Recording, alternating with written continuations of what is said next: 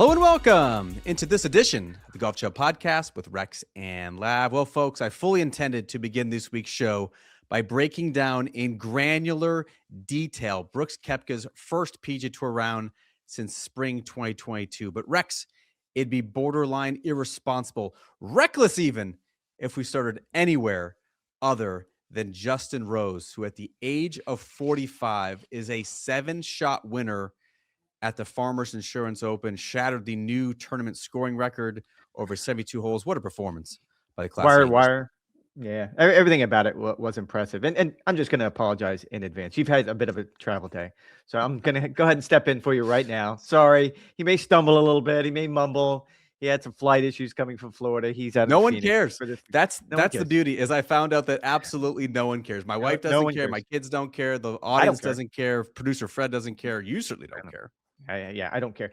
No, it would be an injustice not to start with Justin Rose. What an amazing week for him to have won there, not once, but twice. And this is such a big and burly golf course. It was funny thinking about Harris English last year, winning with single digits. That didn't look like the same golf course. And we're going to have Todd Lewis on in a little bit. I was out earlier in the week. It's as nice as I've ever seen San Diego. It wasn't a breath of wind. The greens were very receptive, but still, what a performance. And I'm putting together a buddies trip for the summer when it warms up, if it ever warms up. So I'm putting together a buddies trip. And as I start going down Justin Rose's schedule, yes, you'll be invited. Am I coming? Sure. But I'm putting this trip together. He's got 13 PGA Tour victories now. And if you went to almost all of those victories, it would make probably the best buddies trip. Let's do this. Twice, Torrey Pines, Muirfield Village at the Memorial, Pebble Beach, of course, Congressional, Marion for the U.S. Open, Doral, Aronimink, Colonial. You can keep going. He only wins. He only wins at the absolute best golf courses. And at 45 years old, it's so much fun to watch, because I think you and I are probably as guilty as anyone about this. When we see a player like a Michael Brennan, who won last year in Utah and essentially his first PGA Tour start, and you watch the way he can dismantle a golf course. Chris Gotterup earlier this season at the Sony Open. That is very enjoyable golf. Everyone is drawn to that type of golf, but that's not Rosie. He's so clinical. He's so methodical, and he's gotten so much better as time has went on. It was an amazing victory. So I do want to temper like a little bit of the age discussion. Like Justin Rose is 45. It's not like we're talking Tom Watson trying to will himself to the Clare Jug at the 2009 Open. Like, we've all seen the social clips of Justin Rose's mobile trailer, the hyperbaric chamber, the red light machine. It's clear that he puts so much time, effort, and energy into his body, which he needs to. If you're going to compete against the Michael Brennans and Michael Thorbjornsons and Luke Clantons of the world, who are just bigger, stronger, faster, all of the above. What I think is most respected about Justin Rose that really needs to be celebrated is his desire. How after 30 years of doing this, he still wants more. He's still willing to put in the sacrifices. He's still willing to put in the time to be great. To me, that's unique, where at this age, I think it'd be easy to fade away and go do something else. He had some back issues that he was struggling with in the late 2010s, basically after he ascended to world number one into the early 2020s, where it looked like, okay, maybe his best golf is behind him. And he's not going to be as competitive on a week-to-week basis, but he doesn't need to. He's put so much time and emphasis in his body that he can map out the calendar that works for him and try to peak. And it's clear the physical skills are there. Now it's just making sure the body maintains throughout the course of the year, and that his mental game is sharp as well. And this one stands out. Again, 13 PGA Tour victories, what he has done globally, especially on the DP World Tour, what he's done in the Ryder Cup for Team Europe. But this one does stand out. Of those 12 other victories on the PGA Tour, he had never won by more than 3 strokes. This was a blowout. He was leading by 8 at one point. He ended up coming home with a touchdown margin of victory. It was a wildly impressive performance. And I did want to touch on the stuff that you sort of glossed over a little bit. He has invested so much into making sure that his body is at top physical form. The trailer, or I don't even know what you call it, the RV, which I think everyone is kind of seeing the inside of it now. It's no small thing. It is a massive expense. I immediately thought of everything that we hear that LeBron James does to make sure that he's at peak physical form at 40 plus years old to play in the NBA. Wildly different scenario. I understand that. But supposedly LeBron James spends millions of dollars every year to make sure everything he puts into his body and everything he does for his body keeps him in top physical shape. And I think Justin Rose would be the comp here. You're right. He had those back injuries, but by and large, he's been a consistent performer year in and year out. And I mean, the part that stands out, he called it the clinic. He called his ball striking a clinic, which is pretty cool if you can get a PGA Tour player to do the humblest of brag, saying that I put on a clinic tee to It's an green. absolute stripe show.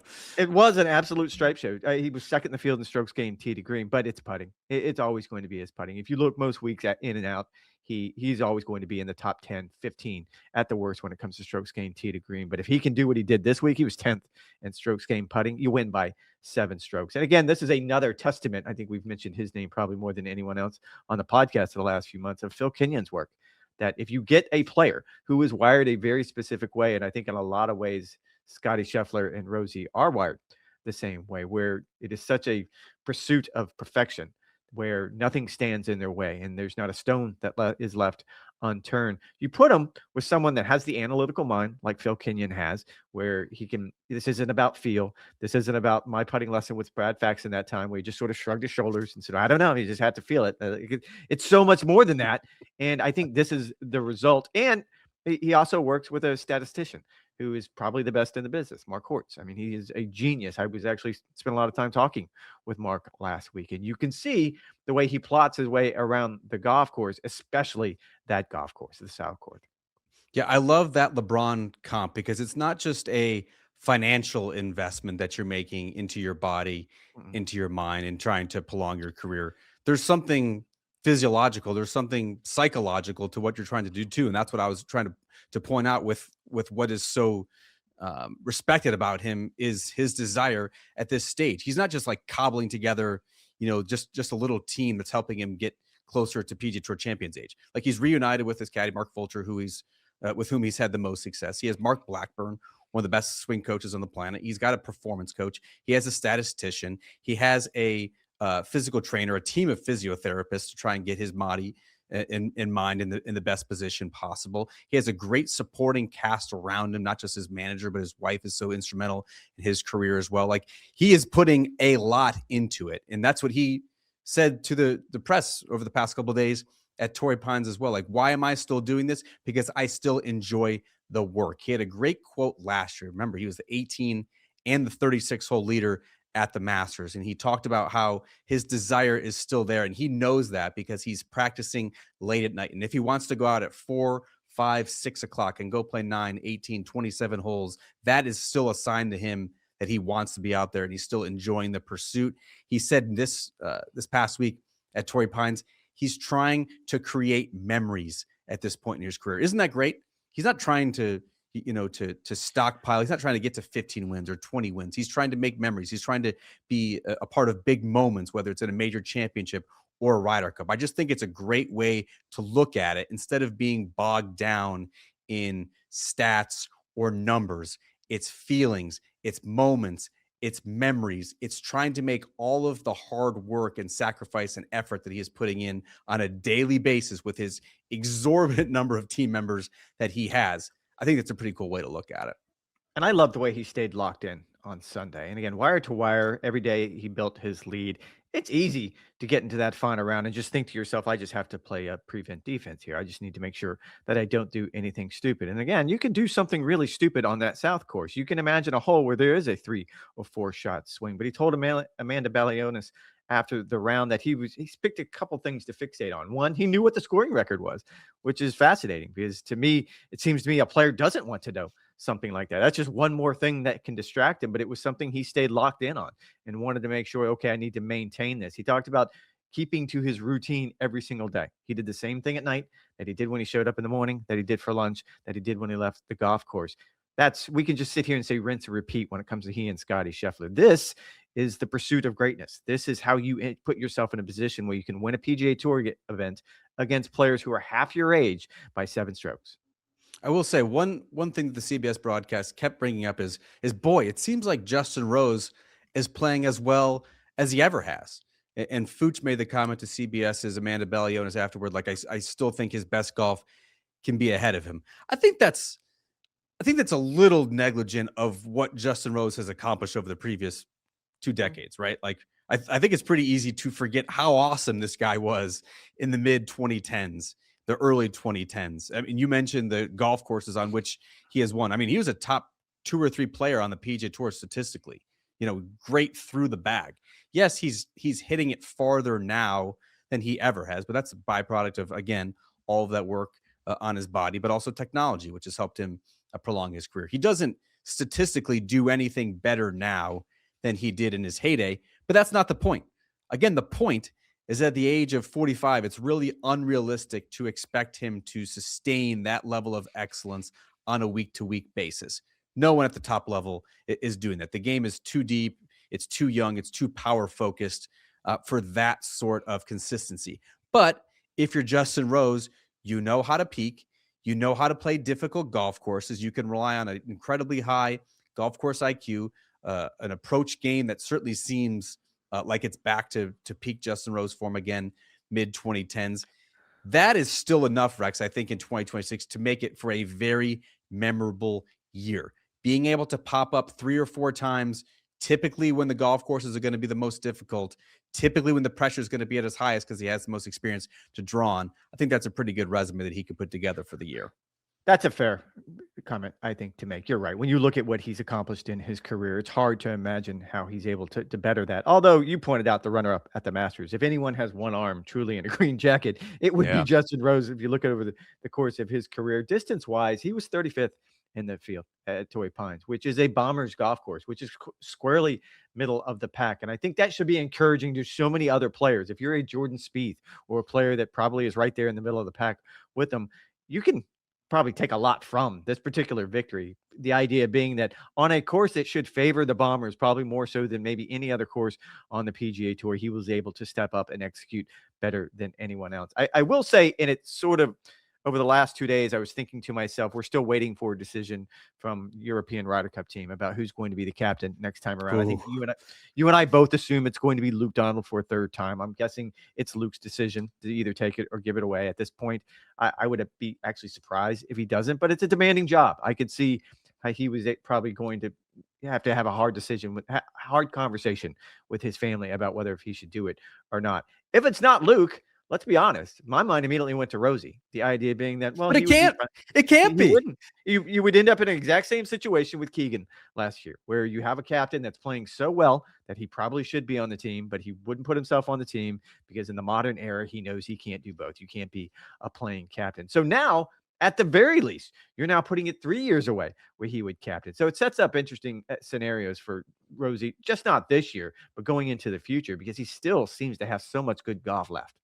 I mean, it would be such an own goal by the European Ryder Cup team to put a player who is very squarely inside the top 10 in the world rankings. It actually would have been even more of a precedent than what Keegan Bradley had. Keegan Bradley was like 15th or 16th in the world ranking when he was announced in a shocking move by the PGA of America to be the next U.S. Ryder Cup captain. Justin Rose, after winning the playoff event in Memphis in August, now winning a full field event on the PGA Tour squarely inside the top 10. It's setting up clearly for Luke Donald to try and become the first player to go to win 3 consecutive Ryder Cups. Francesco Molinari, I think, would be the other player if Justin Rose has to recuse himself from the situation because, I'm sorry, I'm playing a little bit too well to be considered.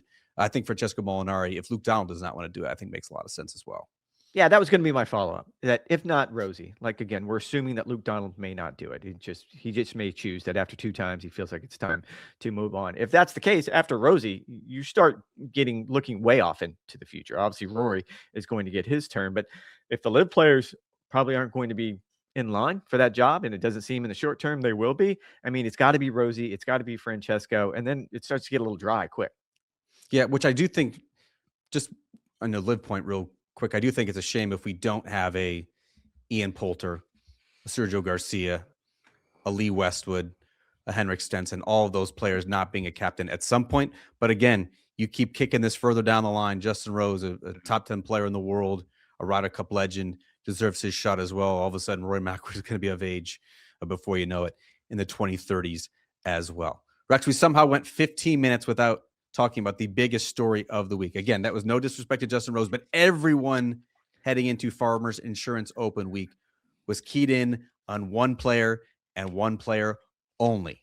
That player was Brooks Koepka. It was the reason why he flew to San Diego for about 4 days, attended his press conference, talked to Brooks, soaked up the atmosphere for Thursday's opening round. Officially, it was a tie for 56th in what was Brooks Koepka's first PGA Tour round since March 2022.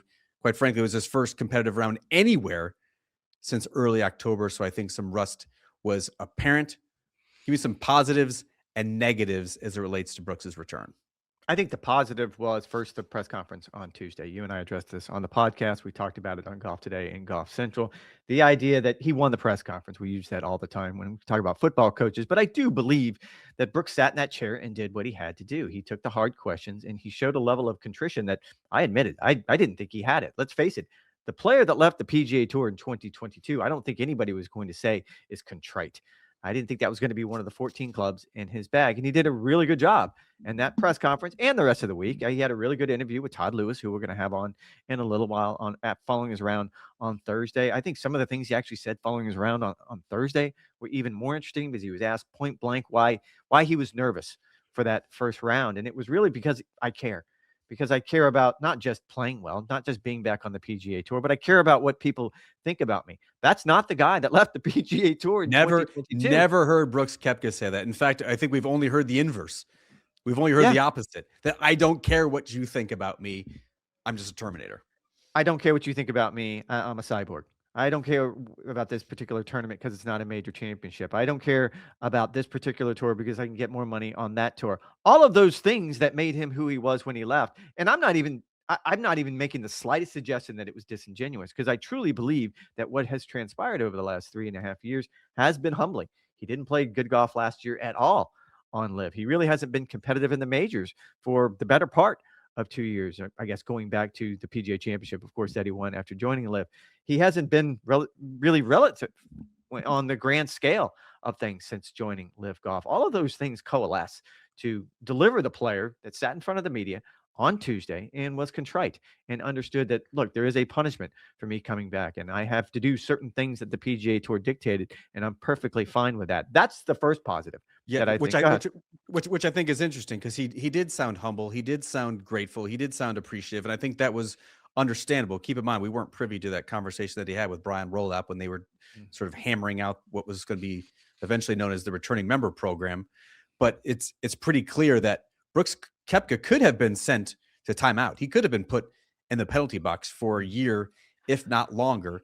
And Tiger Woods wanted him back. Brian Rolap wanted him back. The policy board members who eventually signed off on it wanted it back. So I think he was ultimately grateful and appreciative to be back. I was interested to see, though, Rex, the PGA Tour basically trotted Brooks Koepka out. They trotted him out first thing on Tuesday. He did every single interview with Todd Lewis afterward. On Thursday, Friday, Saturday, and Sunday, all 4 tournament rounds, he either spoke with an interviewer afterward, whether Amanda Balionis or Todd Lewis, or even on Saturday, he was brought into the booth on CBS, even after 3-putting from 4 feet on his final hole of the day. That clearly had to have been a conscious effort by the PGA Tour to trot out the first LIV reverse defector and be like, look, here's our guy. Here's our 5-time major winner who we all wanted desperately. We had this carve out this for 4 players, and we got him back. We're happy he's back. And now I think it's up to him. I think he handled the personal aspect, the interactions with the players, the interactions with the fans, the interaction with the media. I think he handled that great. Now it's up to Brooks, the player, to do his part as well. And the reason why the tour wanted it back. And you talk about the positives and the negatives. The other huge positive is the impact he had on this event. And we've talked at length about the returning member program and how the PGA Tour and Brian Rolap and Tiger Woods really got it right all the way down to the minutia, all the way down to the details. The fact that he cannot get sponsors exemptions into signature events, and that if you're going to make any hay, if you're going to get this done, you have to do it in the full field, non-signature events like this event, like next week or this week in Phoenix, where you will be. It's only going to help those events so dramatically, because I really felt like, and I think I said this on the podcast on Wednesday, I haven't sat in a press conference that really felt like a Tiger Woods press conference in a long time. And that's what it felt like. You saw it on Thursday and Friday with ESPN running the Thursday and Friday early round coverage on linear ESPN. That's the first time in 2 decades. There was carve outs on Saturday and Sunday because he teed off on the back nine because he was on the back half of the field. They had Johnson Wagner walking with him on Sunday afternoon. Like, you really made a point of leaning into, this is a star and we're going to stay with this star. You get an idea of the impact he could have all season long. Yeah, I think that's a great point. The potential boost that he would have for full field events. This week in Phoenix, I don't think he necessarily needed any help. But Yeah. look, Cognizant Classic, they have not had great participation from the bevy of stars that they have living in South Florida.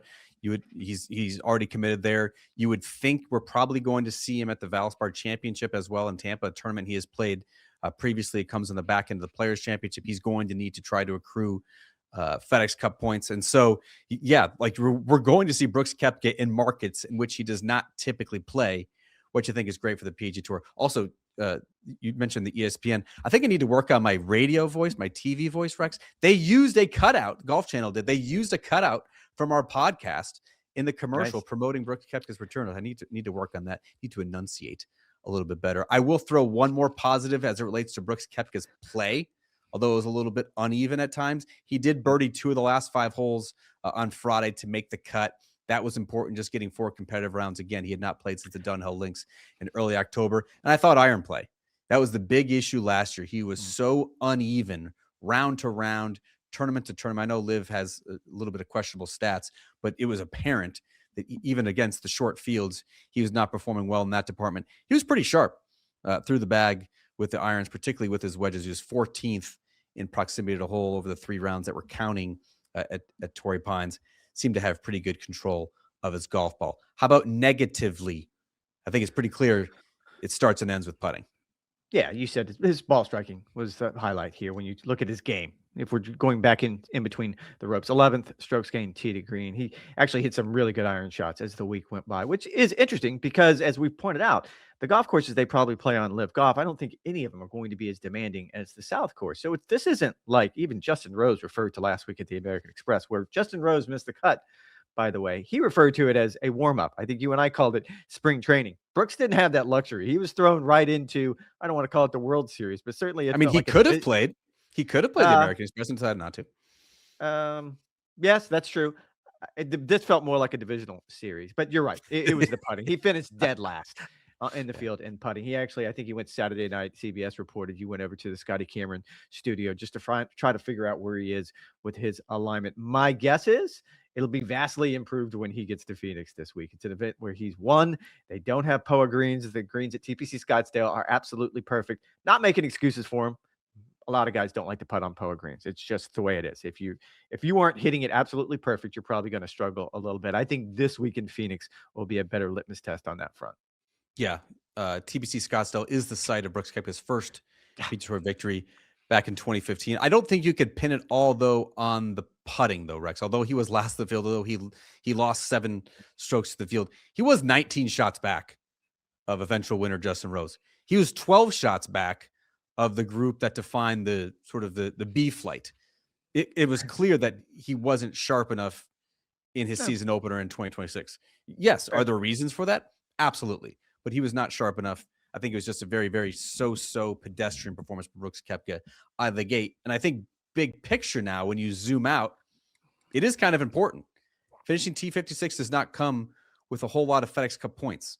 That's significant because now he needs to do something this week at the WM Phoenix Open, or all of a sudden he's starting in a deficit as we get really into the heart of the spring and the meat of the PGA Tour schedule. Guys like Pearson Coody, Jake Knapp, Sahith Theegala's had a couple good weeks in California so far. All of those players are rising in the swing 5, which then gets you into the signature events. Brooks Koepka, again, cannot receive sponsor exemptions into those signature events, the events that define the PGA Tour season. So he's going to have to mop up in the full field events, or he's going to not be playing against the Rorys and the Scotties and the players that we really want to see Brooks Koepka, height of power, 5-time major champion winner, actually go up against.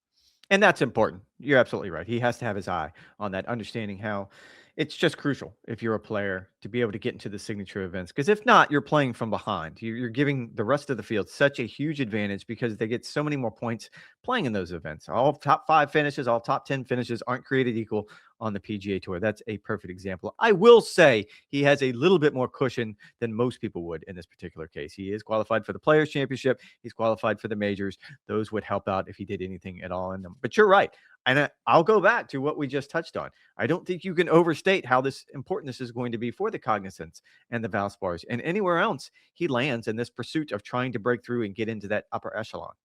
Yeah, we're not talking FedEx Cup points in terms of trying to keep his PGA Tour card. He is exempt in the PGA Tour through 2028 by virtue of his win at the PGA a couple of years ago. He also would be then exempt into the signature events next year, could receive sponsor exemptions next year. That was a one-time, one-year rule as it relates to Brooks Koepka. And so if you want to see him at the Travelers Championship, you want to see him at the RBC Heritage, you want to see him at the Memorial, needs to play a little bit better as the calendar moves into February and March. All right. We got your phone calls. We read your emails and texts. I got your facts. By popular demand, Todd Lewis is rejoining the program. That's coming up after this short break. And for this Boots on the Ground segment, we are pleased to be joined once again by Golf Channel insider Todd Lewis. And T-Lou, you just got done talking with Farmers Insurance Open champion Justin Rose. What'd you want to know? I wanted to know how he would compare himself as a player now to the player that won on the PGA Tour for the very first time in 2010 when he won the Memorial at Muirfield Village. He was 29 then. And he said, obviously I wasn't as experienced. I wasn't or haven't been in the arena as much as I have now. So I guess more than anything, it's just a simple matter of confidence and belief, which you don't hear a lot of 45-year-olds say out here on the PGA Tour because, I mean, it's a young player's game generally. But he is obviously flipping the script. He has become such a complete player. I mean, for him to come out here and break the tournament 72-hole scoring record and do it in commanding fashion, started the day with a 6-shot lead, finished the day winning by 7. I mean, he is such a strong player through the bag right now. I think what's interesting is I was also curious, and he answered this pretty well about his strategy and his attitude heading into this final day with a 6-shot lead. We saw this last year with Rory McIlroy as he hit the second 9 at Augusta National with a 4-shot lead. Sometimes players, when they have a lead, aren't trying to win, they're trying not to lose. And then all of a sudden they're playing defensive, they're not playing their game. And then we saw what happened with Rory. Ultimately, he did win in a playoff, coincidentally, against Justin Rose. But Justin today, or Sunday rather, he did not have that try not to lose this tournament mentality.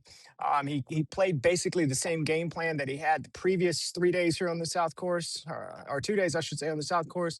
So he felt confident where he was placing the ball, didn't attack when he shouldn't. So he just played such a beautiful game this entire week and was in control of this tournament from the get-go.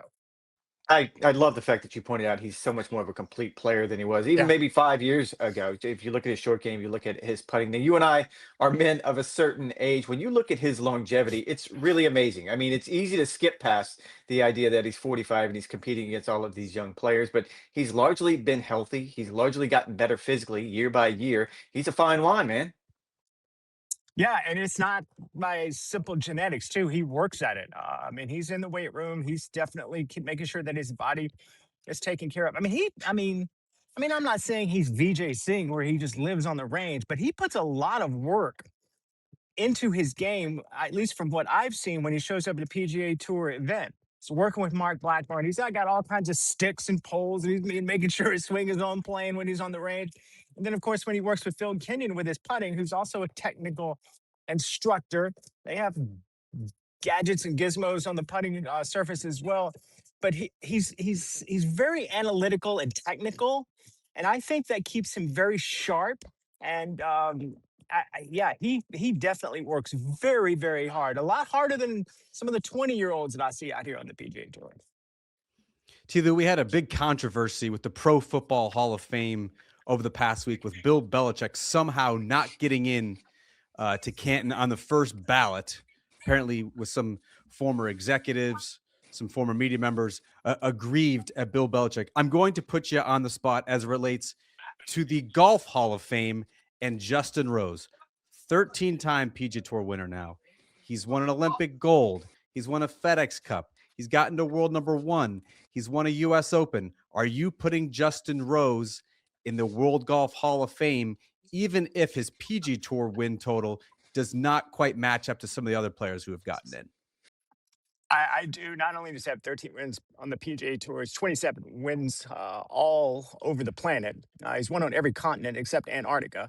I think the Olympic medal, I think that is, I mean, look, they weren't giving out Olympic medals when Freddie Couples was at his heyday, but he's in the World Golf Hall of Fame. I think he's been such a global ambassador for the game, and I think obviously as he's proving now at the age of 45, he has longevity, and he's a force. Top 10 player in the world at the age of 45, really hasn't let off since 2010 when he came out on the scene. And I think what doesn't get talked about a lot is the fact that where he has won, specifically on the PGA Tour, he shows up at big events on really hard golf courses and excels, like Torrey Pines, like Congressional, where he has won, like Aronimink, like Marion, like Cog Hill, like Muirfield Village. Those are really hard golf courses. And so he is a really challenging layout performer. And I think that speaks a lot of volume to those who vote to get players in the World Golf Hall of Fame is where you have won. And he's won on some iconic venues. Don't forget Pebble as well. So I think he belongs in the Hall of Fame, no doubt. You look at what he's done. He's won twice now in his last two PGA Tour starts, going back to last year in Memphis. What's his ceiling at 45 years old? You pointed it out. Obviously, he's won on big events. Are we going to be surprised if he starts showing up at majors and contending more often now? No, I mean, look at the major championship venues this year. I mean, first off, he's a three-time runner-up at the Masters, including last year. He's shaken the hand of the eventual winner on the 18th green on Sunday three times. So obviously, he knows how to play Augusta National. So we'll go there. The PGA Championship is at Aronimink, where he has won. And he also lost in a playoff there another time to Keegan Bradley. And losing in that playoff, though, ascended him to number one in the world. So there's that. You go to the US Open, he was in the next to last group at Shinnecock on Sunday, the last time it was there. So he's got connectivity with that golf course.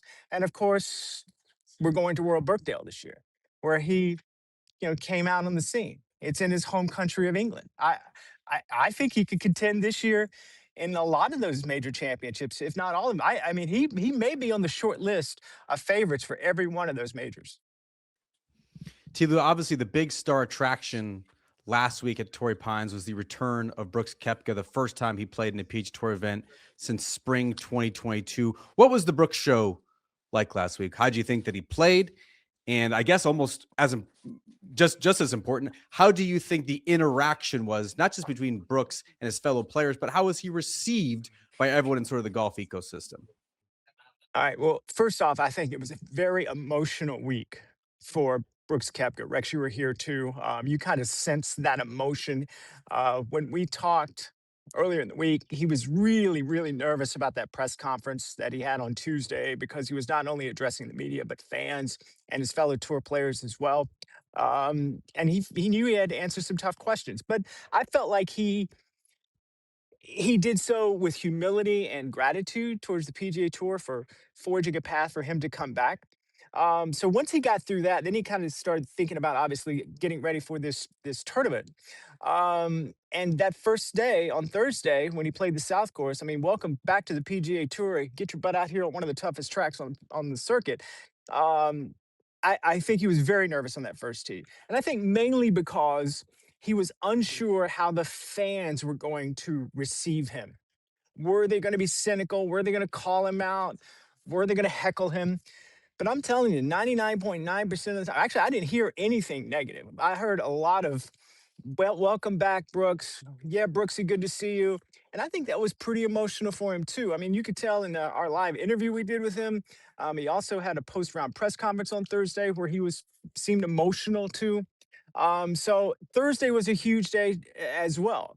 For him to make the cut and play 4 rounds and get his feet wet again. It's first time he's played a competitive event on a high level since the Dunhill last October on the DP World Tour. I think that was huge. I think that's a win for him.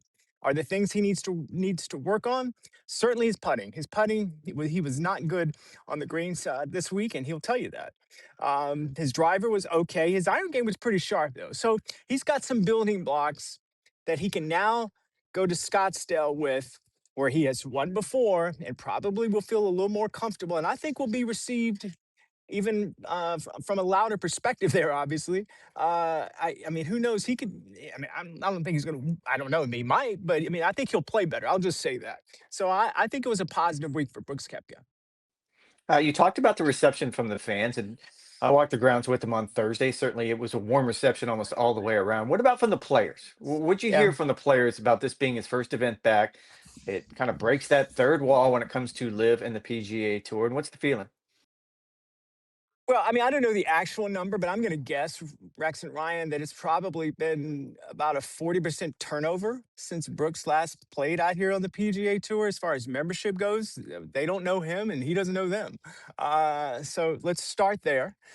But from what I saw, uh, every well, a lot of players came up to him, shook his hand, said it's good to see him back. I think that they're okay with the consequences, the punishment, if you want to call it, that the PGA Tour is handing out to Brooks Koepka, and it was non-negotiable. This is happening, and he accepted it, and I think that's a positive.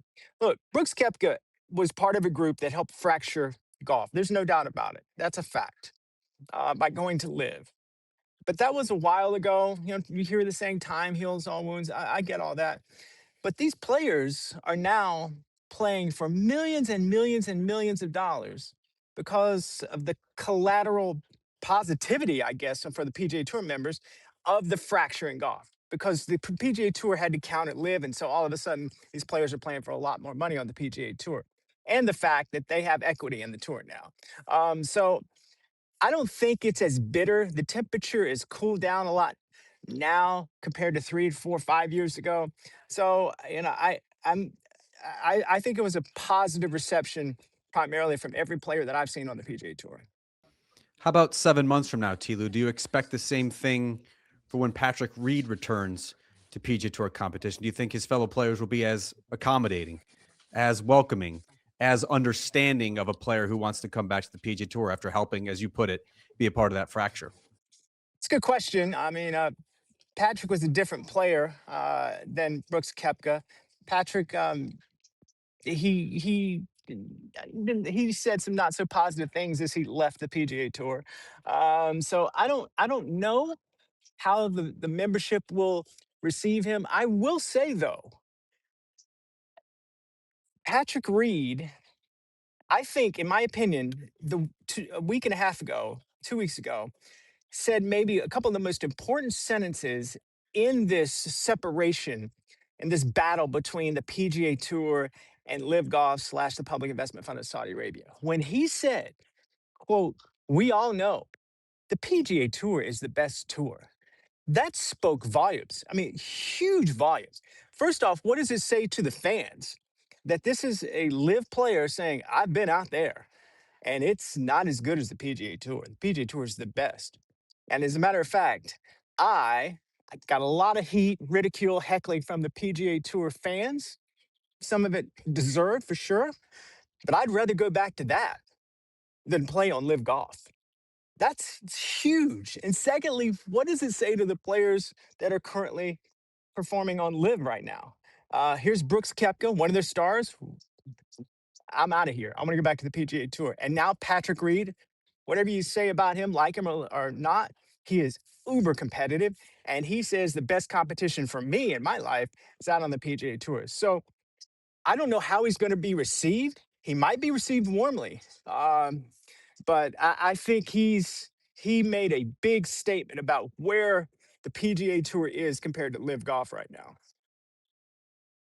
Now, today is February 2nd. It's the deadline for those other three players who qualify under the returning member program. We're talking about Cam Smith, John Rahm, and Bryson DeChambeau. Don't anticipate any of those three committing at the deadline, but what did this program actually accomplish? As you pointed out, it brought back one of the biggest stars in the game, and we saw the impact it had this week at this event with Brooks playing.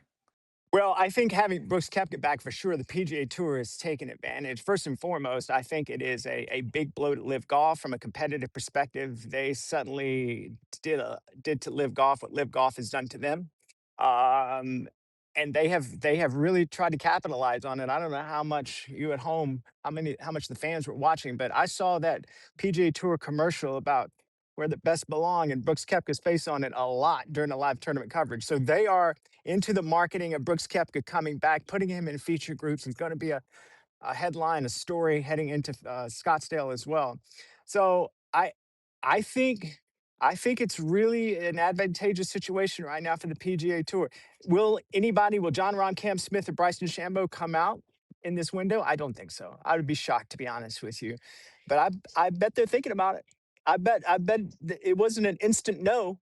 I bet they probably called their manager and said, is this possible? What do you think? And if not those three guys, maybe some other players as well on Live. So it's definitely leverage right now for the PGA Tour. I was just going to ask you about that, Tilo, because what does it say about those players? And they all have different contracts. They all have different loyalties. They all have different responsibilities. They all have different interests, quite frankly. Cam Smith said he's enjoying playing on Live Golf, and he doesn't Sure. foresee a reason why he would come back to the PGA Tour. But for Bryson and John Rahm specifically, what do you Yeah. think it says about them that they dangled this carrot, said, here's your get out of jail free card, and they decided not to take it and will now play on the Live circuit through at least 2026? Well, that's a good question. I don't know if they have the option to take it. I mean, I don't know how airtight the contract is they have. I don't know if they've had discussions with Live or the Public Investment Fund of Saudi Arabia about a possible exit. I mean, I'm sure there obviously is, but what would be the ramifications? What would be the consequences for that? You know, I I I have talked to Rex and Lav. I'm sure you have too. I have talked to people in the know in the golf circles where John Rahm really feels a little bit like he's off the grid. Bryson DeChambeau, he really likes to be an entertainer. And obviously, this is the best platform from an international perspective for him to be that entertainer slash competitor. So it's I don't know if they can come back, but I bet you they have thought about it. I bet you there's been discussions amongst these players and their management team about what's the best move for me next, and is it involving Live Golf or the PGA Tour? You brought up a great point about the impact that Brooks had on this tournament. The first two rounds on ESPN Linear for the first time in 2 decades. You Mhm. look at they actually had it seemed like separate coverage during the CBS window of just Brooks's round, and he went off on the other side. He was so far out of contention. That's a huge impact, and we saw it on the grounds as well. I kind of compared Tuesday's press conference to what we used to see with Tiger Woods back in the Yeah. day. Now fast forward to next week in Scottsdale. You have Brooks and Scotty Scheffler. What do you think that dynamic's going to be like? And not just between those two players, but what it means to that tournament. Well, I think they're two different lanes here. One, Brooks Koepka coming back to a place where he has won and feels comfortable. He's still, I think, shaking off some competitive rust. We saw that here at Torrey last week. So I mean, I think the newness, the novelty of him coming back was kind of held in San Diego at Torrey Pines. Now it's the focus on where is he competitively. Well, we know where Scotty Scheffler is. I mean, there's this no question about that. The question surrounding Scotty Scheffler is maybe we're getting close to the point where we used to do this with Tiger. You take Scotty or the field. We're not far from that, to be honest with you. So they're just two different storylines. But I think they'll probably get about the equal amount of attention. Next week's a big week for Brooks. I mean, this was an emotional week. Next week, you really are going to find out where he's going to find out too where his competitive game is on the PGA Tour. Tilo, we'll get you out of here on this one. It's been 2 weeks on the road for you. Your family doesn't recognize you anymore. You've covered all of these stops previously and at some point in your career on the West Coast swing. We're halfway through it right now in Phoenix. What is your favorite West Coast swing spot and why? Man, it puts me on the spot. Well, they're all great, and they all have their own individual characteristics. First and foremost, However, let me just say this before I answer this question. Obviously, in Hawaii is fantastic. I hope we go back there. We'll see. But Hawaii is Hawaii. It's beautiful weather. You're going to have it generally. In Palm Springs, 75 and sunny every day. This week was the best week I've ever seen at Torrey Pines. 75 and sunny every day. Ryan, you're in Scottsdale, right? Yes. You want to go ahead and give us the forecast for next week? Hot. 80 and sunny, where I just came from Ponte Vedra, where it was a real feel of 5 degrees on Sunday morning. I'm sure you'll take 80 in August in Memphis, but try to suffer through that. What I'm trying to say is we have had beautiful weather. So you know what's going to happen? At Pebble Beach, the skies are going to open up. Yeah. Cats and squirrels are going to be flying around. But that leads me to Pebble Beach, and I have to say I really enjoy going to Pebble Beach, and the weather is part of the story. I pack whatever I can. I think I mean obviously it's we all know what it is. Pebble Beach is iconic. It's beautiful. But you look at the courses that play there. The uniqueness of the Pro-Am format for a couple of days, which is still there. Steve John is an incredible tournament director. I love going to Pebble Beach. It's on the West Coast. It's probably my favorite event. Producer Fred, can you change the bottom lower third here? Todd Lewis likes Pebble Beach. Yes. That here, folks. That is breaking news. Thank you, Steve. I like them all. That's not fair. You asked me to pick the best. Why do you hate? You got a favorite child you want to talk about, you hate Los Angeles? I don't understand. Didn't even shout out Riviera, the best golf course on the. Who's your favorite son, Rex? You want to pick one? Laugh. Yes. Steve Lou, thanks so much for the 2 weeks. I'm sure we'll be calling on you through the rest of 2026. Appreciate the time, buddy. Love being with you guys. Thank you. All right. After this break, we'll get into the mess that was the LPGA season opener and Patrick Reed, the aforementioned Patrick Reed, making a run once again the DP World Tour. Hang with us. All right, Rex. Nelly Korda won the LPGA season opener in your hometown of Orlando, but somehow that was overshadowed. Nasty winter weather, pushed back the start time for the pros. But the LPGA ultimately made the call to cancel the tournament in the final round, ending the tournament after 54 holes when, I don't know, Rex, Annika Sorenstam says the golf course was playable. The golf course superintendent said the golf course was playable. What say you? It was felt like 12. I think you mentioned what it felt like when you left Ponte Vedra Beach on Sunday night. It felt like, yeah. So it was really cold, unseasonably cold. I'm not sitting here making excuses. I know everyone in the Northeast is listening to this right now and probably throwing something at their laptop or their phone that we're even mentioning this. However, I'm not quite sure they could have started any earlier. I believe they started the third round. They went off to complete the third round about 2 p.m. There was frost on the ground. It was not a good situation. I know you want to play 72. I know this was not the best case scenario, but sometimes you can't. And I don't think anybody's going to argue with a Nelly Korda victory. No, you wouldn't argue with a Nelly Korda victory, but it's how we arrived at that point. I think that we would have an issue with. The LPGA said that they wanted, quote, optimal competitive environment. What the heck is that? Golf is a game of imperfect. And when you have the best players on the planet, you want to put them in an environment where they have to showcase their skills, where they are out of their protective cocoon that you typically get while playing in ideal conditions, traveling the sun as you do while playing professional golf. This was not the U.S. Women's Open. This was a Pro-Am style event to kick off the new LPGA year. To me, what a miss. It's not often that the women are on network television, and to have it go down in this manner where the LPGA wants, quote, optimal competitive environments, to me was a huge miss, big head scratcher. Not a great start to the year for the LPGA. How about over on the DP World Tour, Rex, where a fellow by the name of Freddie Schott won in Bahrain, but this tournament is going to be remembered for 2 reasons. One, Patrick Reed, the week after signaling his intention to return to the PGA Tour later this year, rallied to make the playoff, ultimately lost. A nice result at the end of a headline-making week. But also for Callum Hill. If you somehow miss this, on the second playoff hole, I felt this deeply relatable, Rex. Snap hooks his drive out of bounds. Then with his fourth shot, after re-teeing, shanks it with his approach shot off the electronic leaderboard into the water, ultimately concedes. The big picture, though, here, Rex, was Patrick Reed doing what he did. He's now number 2 in the season-long race to Dubai standings, and that's going to be very important by year's end. Got him close to the top 20 in the world ranking. I think we mentioned this last week when we kind of went through this. The idea, he almost seems like a lock now to get one of those top 10 cards coming from the DP World Tour going into the PGA Tour next year. And that's huge because it improves his status so much. If he was going to be playing out of the past champions category, he's going to get a handful of starts, probably not a lot. And if you're Patrick Reed, you probably should anticipate getting a lot of sponsor exemptions into events. So this is huge. I will say he's actually scheduled to play the Qatar Masters, I think, this week as well. That's 4 in a row. Man, that's a lot of golf. That dude is a warrior, if nothing else. He is a warrior, and you're right. It's going to be so important for him to finish among that top 10, who'd essentially then be Marco Penge at this point, who has a full card.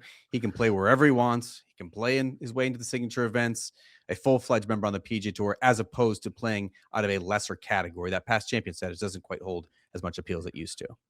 And it's important to point out, that's why if he does get into the top 20, if he still keeps moving his way up the world ranking, suddenly the President's Cup comes into play. And suddenly we're talking about Captain America again. It was interesting when we asked Brandt Snedeker about this at Torrey Pines last week, the captain of the U.S. President's Cup team. He hadn't even heard the news yet. So this one is going to be one you have to probably keep an eye on. Brooks Koepka, Patrick Reed, who could potentially see Captain USA back in the fold in a couple months' time at Medina. All right, Rex, it is WM Phoenix Open week. It's also Super Bowl week. A lot going on. Star-studded field at TPC Scottsdale. Brooks Koepka, Scotty Scheffler, Xander Schauffele, Jordan Spieth. What are you most interested in seeing? How those players perform on the loudest hole in golf, or how this guy performs on the loudest hole in golf? The first time I'll be doing interviews and reports for Golf Central. What do you think? I have no interest in Scotty or Brooks or any of the rest of them. I want to see how you perform. I think the walk and talk interviews are going to be fantastic. You and I spent a lot of time on the podcast talking about how demanding they are, and it kind of puts you in a position where you have to stay on your toes. You're going to do awesome. But yes, obviously I'm going to be paying attention to you. It's going to be a fun week. But you had to pick the loudest, the most raucous, the craziest week on the PGA Tour to make your debut. Good for you. Well done. Well, I tend to bring down the age demographic, or at least I could be closer in line to the folks who do line the 16th hole. It's going to be a lot of fun. Never done it before. Fingers crossed I don't completely embarrass myself. I think we have like a pro-am show on Wednesday, so hoping to snag some great celebrities. I saw Travis Kelce. I should ask him, as my wife said, to see if he has any summer plans, i.e.